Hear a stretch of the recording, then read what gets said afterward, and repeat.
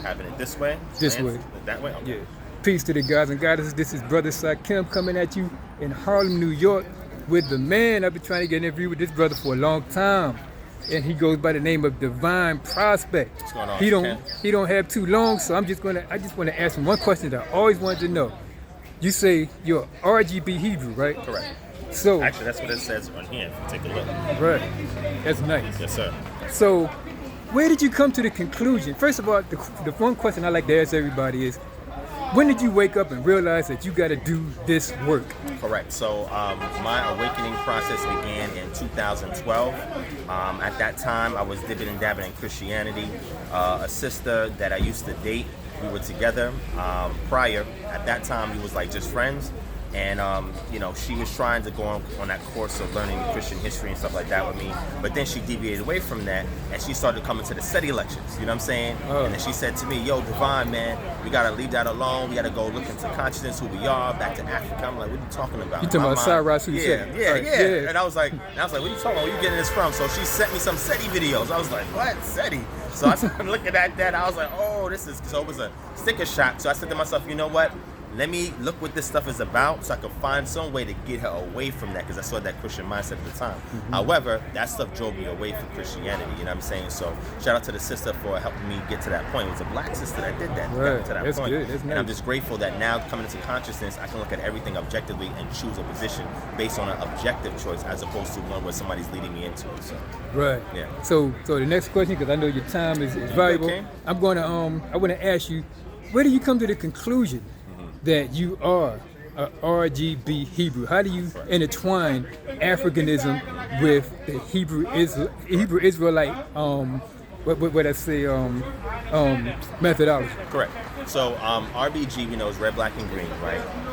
And coming into consciousness and doing research and study, I came more in depth into the teachings of the Honorable Messiah Garvey, Marcus Messiah Garvey, and what he taught. Understanding that his theological position was off the table when he was talking about unity for our people, and looking at the transcript from the UNIA and we're on 125th Street, right? This is historic, right? Right. The UNIA transcript and Marcus Garvey's interview asking them how did they come with a flag to represent what it is that they are pushing forth, the movement that they was unifying our people under.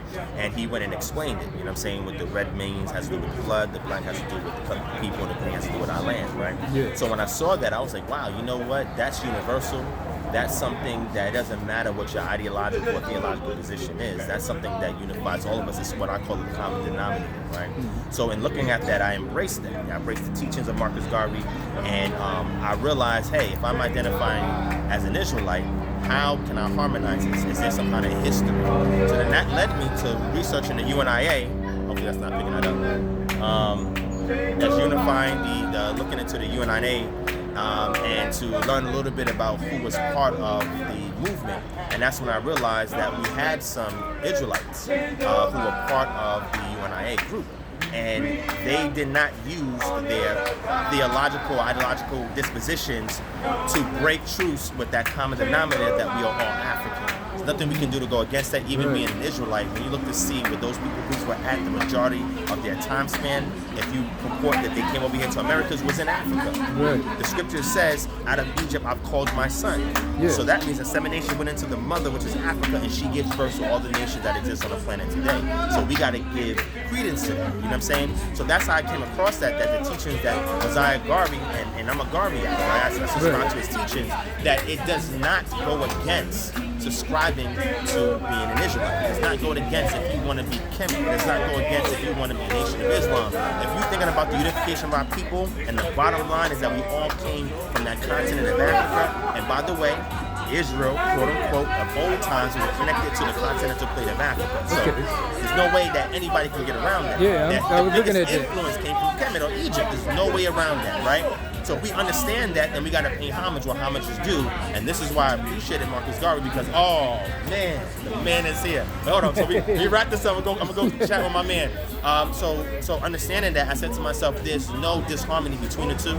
And I'm all about unity, about our people first, the uplifting of our people first. So I never use my personal ideological perspective to cause division against us. That's why coming to this debate, I'm like, yo, I'm in a middle ground, because I support both Africa and being an Israelite. And I thought it was just asinine to have a debate of that nature Right. because it's too wide, it's too broad. There's nothing to really focus in. And I was going to ask the question, can you give us the blueprint of your solution? Because if you cannot provide step by step on how to execute your ideology, then it's going to continue to be in the mindset of people talking about we got to rescue the mind, but how?